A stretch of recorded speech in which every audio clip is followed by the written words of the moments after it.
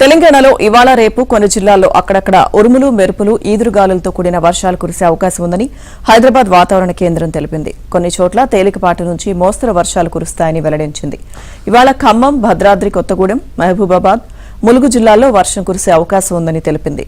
రాగల 3 రోజుల పాటు తెలంగాణలో పగటి ఉష్ణోగ్రతలు 36 నుంచి 40 డిగ్రీల మధ్య నమోదవుతాయని పేర్కొంది. భద్రాద్రి కొత్తగూడెం జిల్లా అశ్వారాపురంలో అత్యధికంగా 41 డిగ్రీల గరిష్ట ఉష్ణోగ్రతలు నమోదైనట్లు వెల్లడించింది.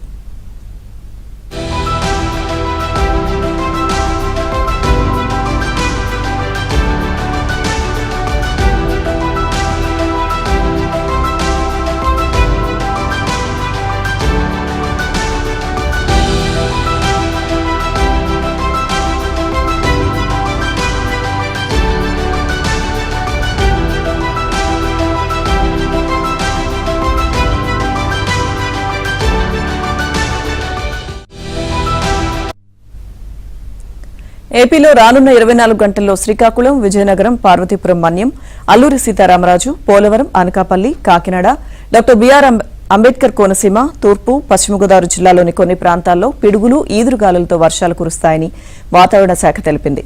ఏలూరు, కృష్ణా, గుంటూరు, బాపట్ల, పల్నాడు, మార్కాపురం, ప్రకాశం, నెల్లూరు, అన్నమయ్య, చిత్తూరు, తిరుపతి జిల్లాల్లో అక్కడక్కడ వర్షాలు కురుస్తాయని వెల్లడించింది. కోస్తా, రాయలసీమలో ఎండ తీవ్రత కొనసాగుతుందని పేర్కొంది.